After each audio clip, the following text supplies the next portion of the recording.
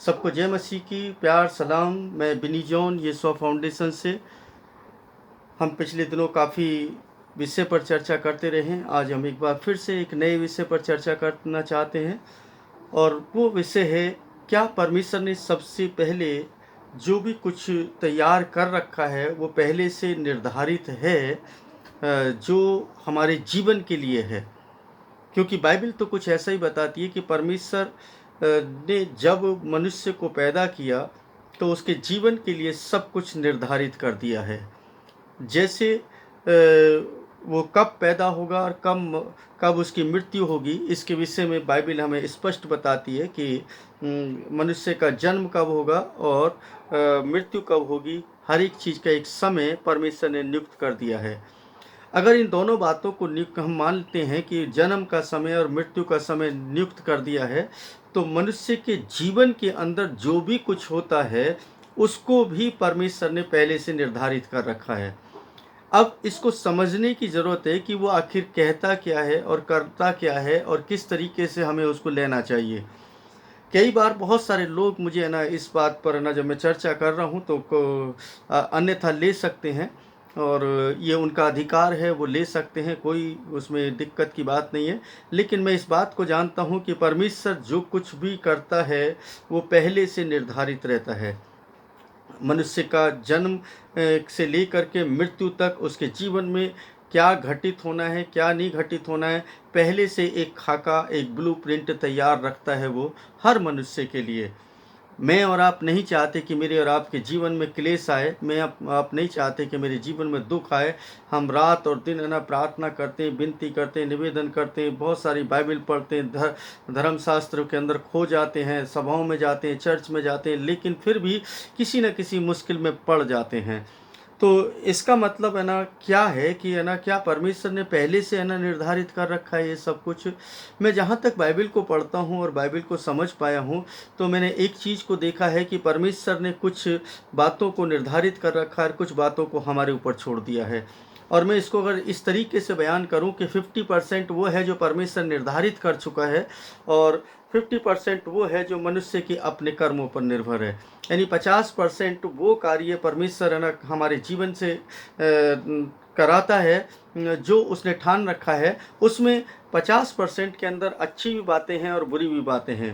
यानी रोना भी है और हंसना भी है, यानी समृद्धि भी है और गरीबी भी है, दुख भी है, आनंद भी है। यानी सब कुछ उस 50% के अंदर जो परमेश्वर ने पहले से ठान लिया है उसने निर्धारित कर दिया है मनुष्य के जीवन के लिए। और ये बाइबल है ना ऐसा बताती है। आप चाहे किसी को भी उठा करके देख लीजिए, बाइबल के किसी भी कैरेक्टर को उठा करके देख लीजिए, किसी भी नबी को, किसी भी दास को, किसी को भी, सबके लिए पहले से उसके पास में योजना थी। वो क्या होगा, कैसे होगा, किस तरीके से उसका जीवन होगा। चाहे वो यर्मिया के बारे में बात कर लें, चाहे मूसा के बारे में बात कर लें, दाऊद के बारे में बात कर लें, योना के बारे में बात कर लें, नूह के बारे में बात कर लें, इब्राहिम के बारे में बात कर लें, यीशु मसीह के बारे में बात कर लें। कहने का मतलब सबका एक जो खाका है परमेश्वर ने तैयार किया और वो 50% के अंदर उसने अच्छा भी रखा और बुरा भी रखा।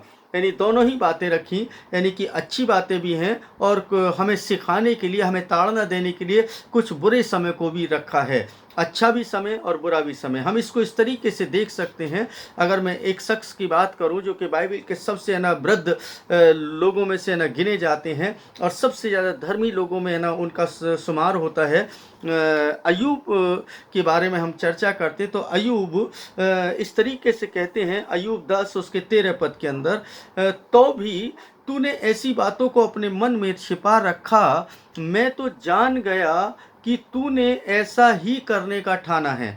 यानी कहने का मतलब है कि जो कुछ भी उसके, अगर उस चैप्टर को हम पढ़ेंगे 10 को, तो हमें समझ में आएगा कि सृष्टिकर्ता के बारे में वो क्या कहता है कि जो कुछ भी है तूने पहले से ठान रखा है और ये जो तू ठान लेता है उसी को करता है। अब देखिए यहाँ पर हम देखते हैं कि अयूब के जीवन के अंदर सब कुछ अच्छा ही अच्छा है, सब कुछ समृद्धि समृद्धि है, लेकिन हम यहाँ पर देख रहे हैं कि परमेश्वर ने उसके जीवन के अंदर बुरे समय को भी लाने के लिए एक निर्धारित समय रखा है। ताकि वो उस समय को है ना समय को देख सके, समझ सके और अपने कर्म को, अपने विश्वास को, अपने विवेक को वो कितना कंट्रोल में रख सकता है, इसकी परख वो कर सके। इसका मतलब है कि परमेश्वर ने जो 50% हम अपने तरीके से उसने सेट किया है मनुष्य के जीवन के, प्रत्येक मनुष्य के जीवन के लिए, वो 50% वो है जो उसने निर्धारित कर दिया। उसमें अच्छा भी है और बुरा भी है। अब 50% बचता है, कहने का मतलब मनुष्य को बुद्धि दी है, विवेक दिया है, समझ दी है, ज्ञान अर्जित कर सकता है और उसके द्वारा वो कार्य कर सकता है जो परमेश्वर ने व्यवस्था ठहराई है, परमेश्वर ने जो नियम ठहराए हैं, परमेश्वर ने जो विधियां ठहराई हैं, परमेश्वर ने जो आज्ञाएं दी हैं, उनका पालन करते हुए उन मुश्किलों से वो बच सकता है। लेकिन कैसे? हम तो ना सोचते हैं सब बातों में परमेश्वर सब कुछ है, परमेश्वर सब कुछ है, परमेश्वर के ऊपर हमने छोड़ दिया है, परमेश्वर, यानी सब कुछ परमेश्वर करेगा तो हम क्या करेंगे?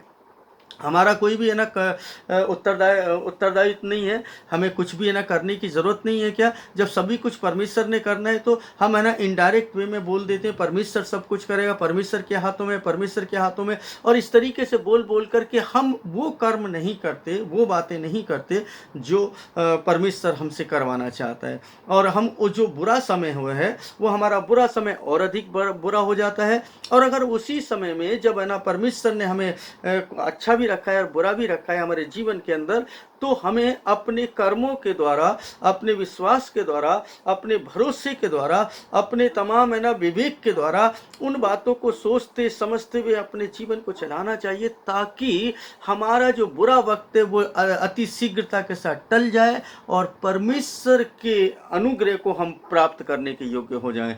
और परमेश्वर का अनुग्रह हमें तभी मिल सकता है जब इस बात को जान लेंगे कि उसने जो कुछ किया है हमारे जीवन में अच्छा किया है। अगर मैं यीशु मसीह के बारे में जब पढ़ता हूँ तो यीशु मसीह ने पहले के विषय में पहले से निर्धारित है कि वो कब है ना पैदा होगा, किसके कुल में पैदा होगा, किस घर में पैदा होगा, किस जगह पैदा होगा, कैसे पैदा होगा, और मतलब सब कुछ है ना, कैसे उसके जीवन में दुख आएंगे, कौन कौन उसको धोखा देंगे, किस किस तरीके से उस पर ताड़नाएं पड़ेंगी, किस तरीके से वो है ना मृत्यु को ना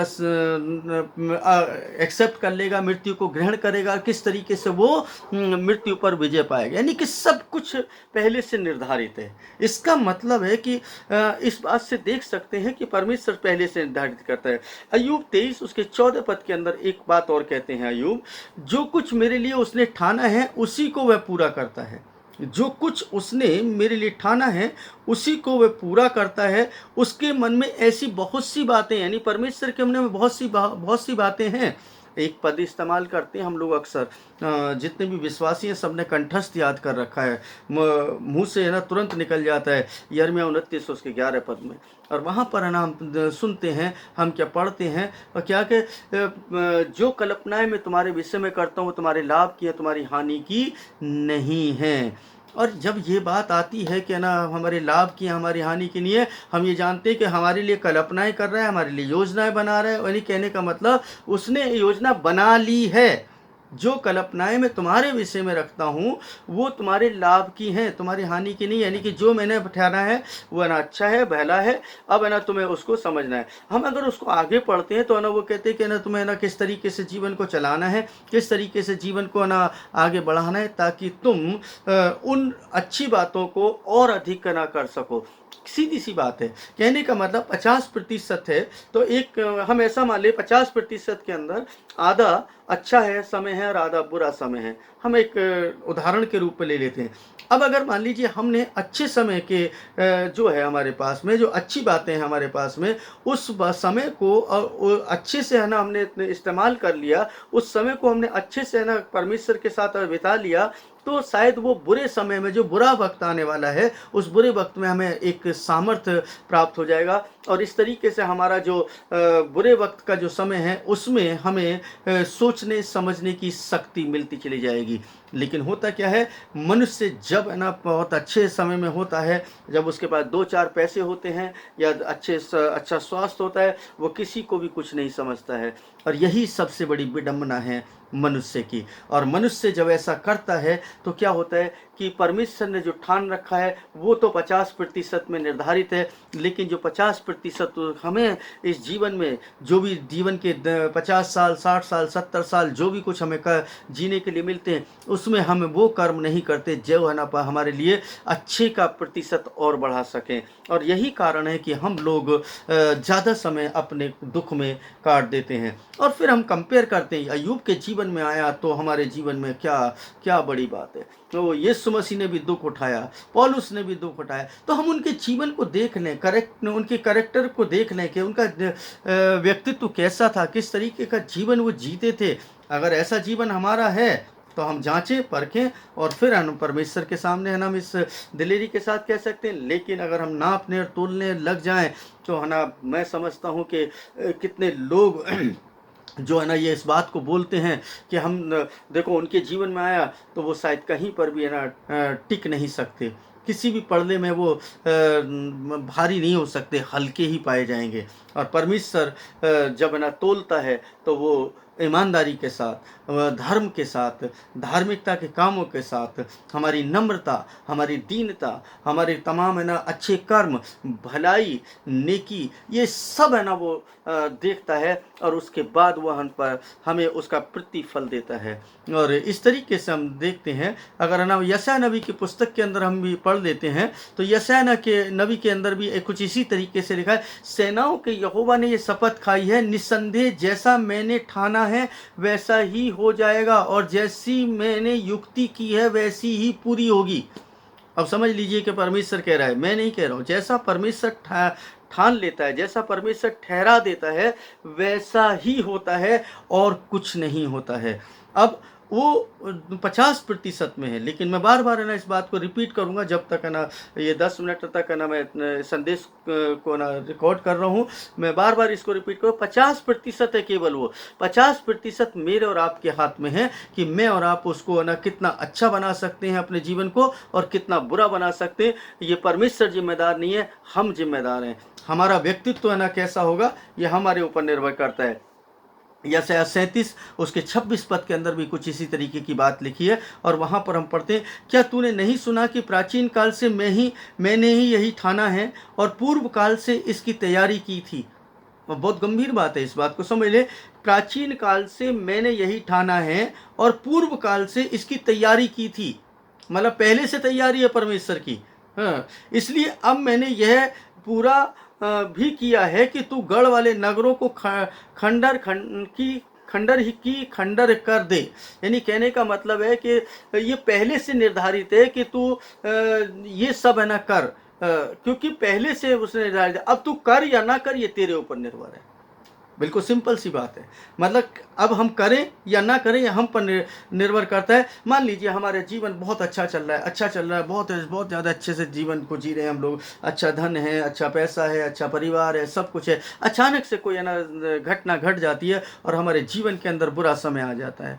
अब बुरा समय आ गया तो अब क्या करना है, अब है ना हम है ना कोसने बैठ जाते हैं, हम लोग है ना कुड़कुड़ाने लगते हैं, हाय मेरे जीवन के अंदर ऐसा क्यों है, मुझे जीवन में इतनी मुश्किलें क्यों आ रही हैं। और हम परमेश्वर पर भरोसा कम करने लगते हैं और मनुष्यों पर ज़्यादा करने लगते हैं, लेकिन उस युक्ति पर ना ध्यान नहीं देते क्योंकि परमेश्वर ने हमें युक्ति करने के लिए मन दिया है, बुद्धि दी है, ज्ञान दिया है, समझ दी है, उसके अनुसार उससे निकलने का पार निकलने की कोशिश करें। सबसे पहली बात तो ये है कि है ना हमें ये ध्यान रखना होगा कि जब वो बुरा वक्त आया तो आया कहाँ से, शुरुआत कहाँ से हुई। बुरा वक्त एकदम से नहीं आता है, अचानक से नहीं आता है। अचानक से कुछ घटनाएं जरूर घटित हो सकती है, लेकिन ज़्यादातर जो है वो पहले से ना निर्धारित होता है कि उसका एक पैरामीटर तय होता है कि ना ये बुरा वक्त आने का एक संकेत मिल रहा होता है, लेकिन हम उसको इग्नोर कर रहे होते हैं। लेकिन फिर भी हम लोग उन सब बातों पर ध्यान नहीं देते हैं। ये है ना परमेश्वर का वचन कहता है। अगर हम है ना और भी है ना इसको गहराई से देखते हैं कि बिलाप की 2:17 में है ना कुछ इस तरीके से वो कहते हैं, यहोवा ने जो कुछ ठाना था वही किया।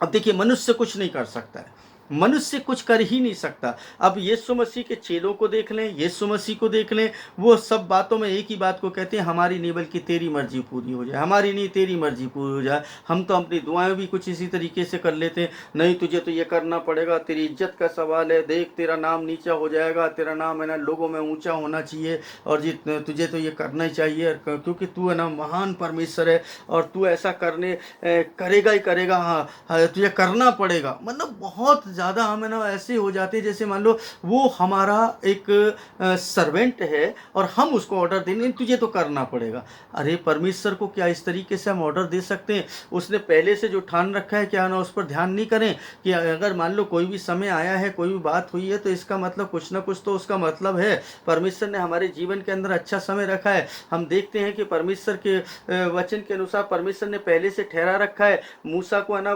पानी के अंदर है ना बहा दिया जाता है, जो छोटा बच्चा होता है पैदा होता है उसकी माँ बहा देती है, लेकिन परमेश्वर ने ठहरा रखा था क्योंकि उसको है ना आगे चल करके उसको इसराइलियों को निकालना था। इसलिए उसने राजा के महल में उसको पहुंचाया, फिरौन के महल में पहुंचाया उसको। और ऐसा ही नहीं, जब फिरौन के महल में पहुंच गया तो वो वहां पर आराम की जिंदगी जी सकता था, सब कुछ कर सकता था, लेकिन नहीं किया। और जानते उसने है ना परमेश्वर की उस इच्छा को पूरा किया जो उसके समक्ष ना परमेश्वर ने रखी थी, और वो उसको समझ गया था कि ये परमेश्वर ने निर्धारित किया है कि मुझे यहाँ से वहां से यहाँ इसलिए लेकर के आया है ताकि मैं इनका ना इनका सहायक बन सकूं, इनका अगुवा बन सकूं और इनको निकाल करके लेकर के जा सकूं। और इस तरीके से परमेश्वर ने उसको चुना और उसने अपने आप को समर्पित कर दिया क्योंकि उसके अंदर दया वो आ गई थी। वो परमेश्वर को समझ रहा था, यहोवा को समझ रहा था। और एक समय आता है जब वो इसराइलियों के समक्ष आ जाता है और इसराइलियों के समर्थन में वो बिल्कुल विद्रोह कर देता है। और जानते हैं यही है ना वो समय था जब परमेश्वर की आज्ञा का पालन कर सकता था या फिरौन के ना आज्ञा का पालन कर सकता था। वो राजमहल में रह सकता था, कोई चैन के साथ अपनी जिंदगी को जी सकता था, कुछ साल जीता और मर जाता, उसके बाद है ना क्या होता नहीं मालूम है। हो सकता है कि शायद वो फिरौन बन जाता, क्योंकि क्या है ना क्या स्थिति होती हमें नहीं मालूम, क्योंकि वो सबसे बड़ा योद्धा था उस समय। और इस बात को ना समझ सकते हैं कि परमेश्वर ने लेकिन जो ठहरा रखा था उसके ऊपर उसने दृष्टि की। वो सब कुछ कर सकता था, लेकिन आज हम ऐसा नहीं करते। परमेश्वर ने कुछ और ठहराया होता, परमेश्वर ने ठहराया था कि वो दुख की घड़ी से निकले। वो 40 साल तक ना वो जंगलों में भटकता रहा। उसने चिन्ह और चमत्कारों पर हम गौर कर लेते, लेकिन उसकी पूरी लाइफ पर गौर नहीं करे। परमेश्वर ने उसको कहाँ कैसे रखा था, लेकिन वहाँ पर देखे कि मूसा ने खुद ना डिसाइड किया कि मुझे दुख उठाना ज़्यादा अच्छा है, ताकि मैं अपने लोगों के साथ रहूं और परमेश्वर की इच्छा को पूरा करूं। यानी कि अपनी इच्छा पूरी नहीं की, उसने परमेश्वर की इच्छा पूरी की और वो परमेश्वर की इच्छा पूरे करने के लिए चल दिया। हम देखते हैं ना यिर्मयाह नबी की पुस्तक के अंदर पढ़ते हैं, पहले बाप के अंदर आप पढ़ लेना, क्योंकि इतना समय नहीं कि मैं उसको पढ़ करके आपको बताऊं कि उसके जीवन के लिए क्या क्या पहले से रख रखा है। यूसुफ के बारे में पढ़ने के किस किस तरीके से पहले से उसके जीवन का पूरा ना खाका तैयार कर रखा था। अब वो कह सकता था नहीं नहीं मुझे तो कोई फर्क नहीं पड़ता, मैं तो ठीक है मैं अपने जीवन को जैसे मर्जी जी लूँगा, मुझे जीना ही तो है, ये ना हम कह सकते हैं। और इस तरीके से हम अपने जीवन को इस तरीके का बना सकते हैं जो परमेश्वर को नहीं भाता है। अगर आप लोग ना इस बात को समझते हैं तो इस बात को समझ लें कि परमेश्वर का वचन क्या कहता है। बिलाप गीत है ना में जो लिखा है, यहोवा ने जो कुछ ठाना है वही किया भी है, वह प्राचीन काल से कहता आया है और उसने वही पूरा भी किया है। उसने निठुरता से तुझे ढा दिया है, उसने शत्रुओं को तुझ पर आनंदित किया और तेरे द्रोहियों के सींग को ऊंचा किया है। अब देखिए यहाँ पर वो कह रहा है कि ना देखो तुम्हारे द्रोही क्यों ना ऊंचा होते हैं, क्योंकि परमेश्वर ने निर्धारित कर रखा था। अब वहाँ पर हमारे विश्वास की, धैर्य की, संयम की, परख की बात हो रही है कि कई बार ना परमेश्वर हमें इस परिस्थिति में पढ़ने देता है, तो ये निर्धारित है पहले से। इसका मतलब ये नहीं है कि ना अन्यथा इसको लें, ये निर्धारित है, परमेश्वर ने पहले से ठहरा रखा है और उस बात को समझ लें। अगर परमेश्वर नहीं ठहरा रखा है तो हमें ना कैसे कह सकते हैं कि न्याय का दिन परमेश्वर ने ठहरा रखा है। हम कैसे कह सकते हैं कि बच्चा ना उस दिन पैदा हो जाएगा या बच्चा ये व्यक्ति उस दिन मर जाएगा। परमेश्वर ने ठहरा रखा है। परमेश्वर हम क्यों है ना बोलते हैं, अरे परमेश्वर ने जिस इसकी पसली को जहाँ रखा होगा वहीं पर है ना उसकी विवाह होगा, और परमेश्वर ने जो देना होगा वो दे देगा। कहने का मतलब हम बाहर इनडायरेक्ट वे में वही बोल रहे होते हैं, लेकिन है ना उस पर कभी भी अमल नहीं करते। मैं इस पर है ना गंभीरता से ना अमल करना शुरू किया, काफ़ी वर्षों से करता हूँ, और है ना मैं इस पर ध्यान देता हूँ। वास्तव में परमेश्वर ने पहले से जो निर्धारित किया है, मैं उसको समझने की कोशिश करता हूँ कि मेरे जीवन में उसने क्या रखा हुआ है, और जो रखा है मैं उसको एक्सेप्ट करना चाहता हूँ, और मैं उसको एक्सेप्ट करता हूँ और निरंतर करता हूँ। चाहे वो कैसा भी समय हो, अच्छा समय है अच्छे समय को एक्सेप्ट करता हूँ, और बुरा समय आता है तो बुरे समय को भी, और मैं दोनों समय का आनंद उठाता हूँ। मैं अच्छे समय का भी आनंद उठाता हूँ और बुरे समय का भी आनंद, क्योंकि अच्छे समय में भी आनंद है और बुरे समय में भी आनंद है। अच्छे समय में इसलिए आनंद है क्योंकि परमेश्वर ने मुझे दिया है, वो 50% में अच्छा समय था, लेकिन उसी 50% में बुरा समय आया। अब बुरे समय को मुझे आनंदित बनाना है, क्योंकि ये मेरे कर्मों के ऊपर है, वो परमेश्वर ने बना दिया, अब ये मुझे बनाना है। यानी कि जो बुरा है उसमें आनंदित मुझे है ना अपने आप को रखना है, चाहे कुछ भी हो जाए। इसीलिए ना पौलुस कहते हैं सदा आनंदित रहो। मैं फिर कहता हूँ सदा आनंदित रहो। इसका मतलब है कि ना हम आनंदित नहीं रह सकते, इसलिए वो बार बार ना बोलता है कि सदा आनंदित रहो। और वो ना आगे कहते हैं, दानियेल नबी की पुस्तक के अंदर भी कुछ इस तरीके से है। एक पद ना और एक आध पद और पढ़ करके मैं समाप्त करूँगा। हे राजा, इसका फल जो परम प्रधान ने ठाना है कि राजा पर घटे वह यह है। यानी कि जब स्वप्न का अर्थ बता रहा है कि जो ठान लिया है। अब देखिए, उसने कहा कि जो ठहरा दिया है, ठान लिया है, ठहरा दिया है या निश्चित कर दिया है, ये शब्द इस्तेमाल हो सकते हैं। यहाँ ठानना शब्द है ना, जो मैं बाइबल पढ़ रहा हूँ इसमें ठानना शब्द दिया है। हो सकता है किसी में ठहराना दिया हो, कि हो सकता है किसी ने निश्चित दिया हो, ये सब ना हो सकते हैं। जैसे बहुत सारे शब्द हैं जिन शब्दों पर हम सिर्फ ना बहस करना जानते हैं, लेकिन उसके पर्यायवाचियों को नहीं समझते, उसकी व्याख्या नहीं करना जानते, हम उसकी परिभाषा को नहीं पढ़ना चाहते। हम न केवल जो है ना पढ़ लिया एक शब्द, उसी शब्द पर अटक जाते हैं। लेकिन है ना मैं हमेशा कहता हूँ उसके पर्यायवाची शब्दों को जरूर देखें, और किन परिस्थितियों में कौन सा शब्द इस्तेमाल हुआ है उसका जरूर है ना आप ध्यान रखें। और ये परमेश्वर का वचन है ना कहता है। और एक आखिरी पद है ना मैं और देख लेता हूँ, दानियेल नबी की पुस्तक से, ये दानियेल 9 उसके 26 पद में लिखा है, और उन 62 सप्ताहों के बीतने पर अभिषिक्त पुरुष काटा जाएगा और उसके हाथ कुछ नहीं लगेगा, और आने वाले प्रधान की प्रजा नगर और पवित्र स्थान को नाश तो करेगी, परंतु उस प्रधान का अंत ऐसा होगा जैसा बाढ़ से होता है, तो अभी उसके अंत तक लड़ाई होती रहेगी, क्योंकि उसका उजड़ जाना निश्चय ठाना गया है। मतलब ठहरा दिया गया पहले से। अब कोई भी भविष्यवाणी है जब परमेश्वर करता है, परमेश्वर के लोगों ने की है, जो भविष्यवक्ता रहे हैं। आजकल के जो भविष्यवक्ता है ना जो खड़े हैं, मैं तो उनको भविष्यवक्ता की श्रेणी में नहीं रखता, क्योंकि भविष्यवक्ता है ना मानवता के उत्थान की बात करते हैं, मानवता के है ना कल्याण की बात करते हैं। ये व्यक्तिगत बात नहीं होती है। और व्यक्तिगत बात भी कि वो जो भविष्यवाणियाँ हो रही हैं, उन भविष्यवाणियों को है ना कभी भी पूरा होते हुए आप लोग नहीं देख रहे हैं। एक है ना ऐसी भविष्यवाणियाँ जिनका परमेश्वर से कोई मतलब नहीं है। और आजकल बहुत सारे भविष्यवक्ता भी उठ करके खड़े हो गए। यहाँ तक कि पहले पास्टर लिखने के लिए भी लोग सोचते थे पास्टर लिखेंगे हम, है ना, अरे पास्टर बड़ी बात हो गई, चलो है ना पास्टर हो गए, रेवरेंड हो गए, बिशप हो गए, या ना डीकन हो गए, जो भी है ना मतलब हो गए।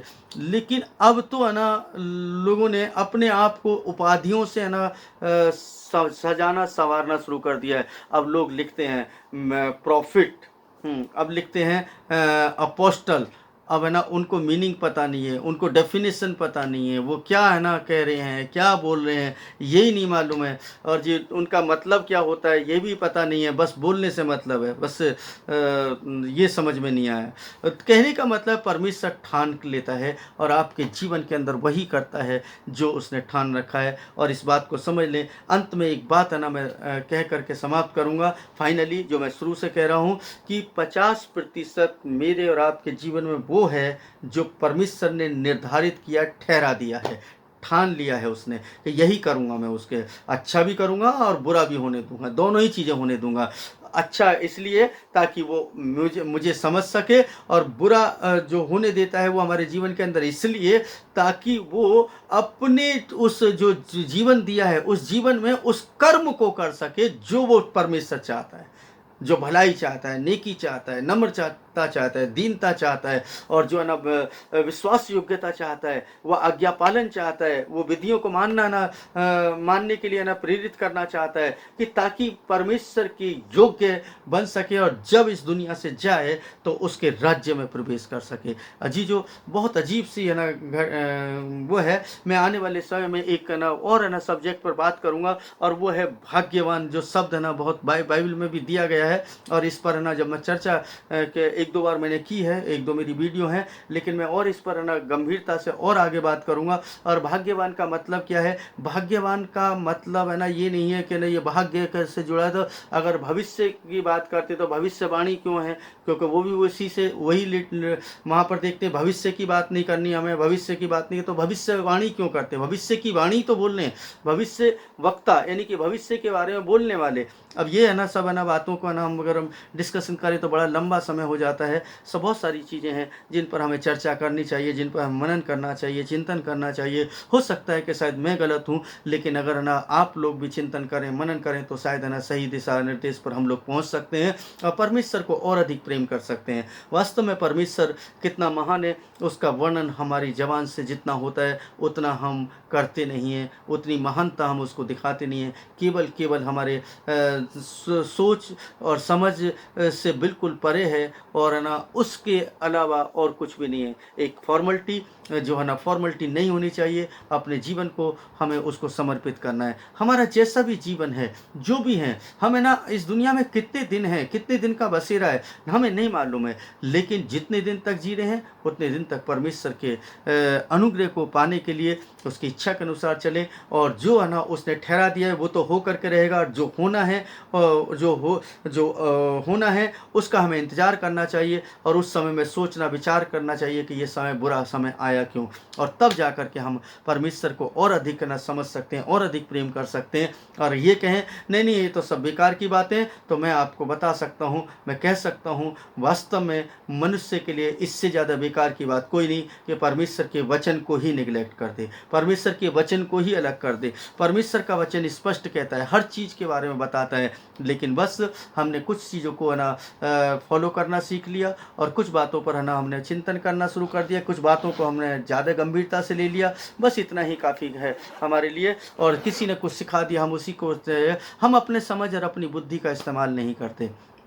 अजीजों, ये बहुत ही गंभीर सब्जेक्ट है, और इस सब्जेक्ट पर है ना हम लोग जब चर्चा करते हैं तो बहुत बार है ना कई लोग है ना कहते हैं अरे ये तो बेकार की बातें हैं। मैं कहता हूँ कि ये बेकार की बातें मनुष्य के लिए ना नज़र तो ज़रूर आ सकती हैं, लेकिन इससे हम दूर नहीं हैं। रोज़ाना दिन प्रतिदिन बिल्कुल यही शब्द इस्तेमाल करते हैं हम लोग।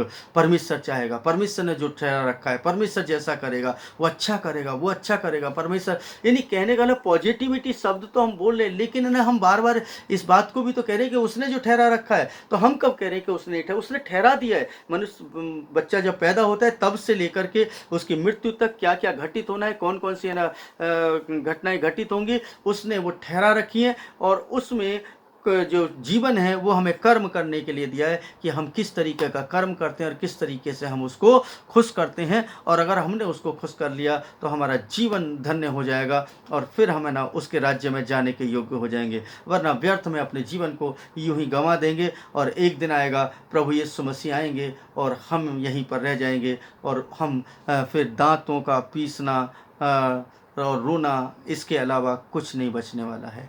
अजीजों, मैं ना आज कोई बहुत ऐसा संदेश नहीं दे रहा था, लेकिन बस मुझे आया कि ना मुझे आप से इस तरीके की चर्चा करनी चाहिए, इसलिए मैंने ये चर्चा की है। और मैं इस पर गंभीरता से आने वाले समय में चर्चा करूँगा, अवश्य करूँगा। और मैं आप हमारी वेबसाइट को भी है ना विजिट कर सकते हैं, उसमें आप जा कर के बहुत सारे आर्टिकल्स हैं जो है ना आप पढ़ सकते हैं। यूट्यूब चैनल तो आप देखते ही हैं, और ना दूसरे लोगों तक भी पहुंचा सकते हैं, ताकि वो लोग इससे लाभ उठा सकें। मेरा उद्देश्य कोई ये नहीं है कि बहुत बड़ी मिनिस्ट्री खड़ी करना है, क्योंकि मिनिस्ट्री प्रभु की है, मेरी कोई मिनिस्ट्री नहीं, ना मुझे कुछ करना है। मुझे केवल यह है कि जब तक ज़िंदा हूँ तब तक प्रभु के संदेश को अच्छे से बयान करता रहूँ, उसको समझ सकूँ और दूसरों को समझाने का यत्न कर सकूँ। अगर कुछ मुझसे त्रुटि होती है तो मैं अवश्य चाहूँगा कि आप लोग मुझे भी है ना ज़रूर अवगत कराएं, ताकि मैं है ना उसमें और अधिक है ना सीख सकूँ प्रभु के वचन से। और हो सकता है कि शायद आप लोग भी है ना मुझे इसमें काफ़ी मदद कर सकें। ऐसा नहीं है, नोबडी इज़ परफेक्ट। हाँ, कोई भी व्यक्ति सिद्ध नहीं है। मैं आपसे कोई बात कर रहा हूँ तो इसलिए नहीं कि मैं ना बहुत सिद्ध हूँ। हर व्यक्ति है ना के अंदर कुछ ना कुछ कमी होती है। तो इसलिए है ना हम लोगों को एक दूसरे के साथ मिल करके उसको सोचते समझते हुए परमेश्वर में आगे बढ़ना चाहिए। परमेश्वर आप सभी को आशीष और बरकत दे। आमीन, आमीन।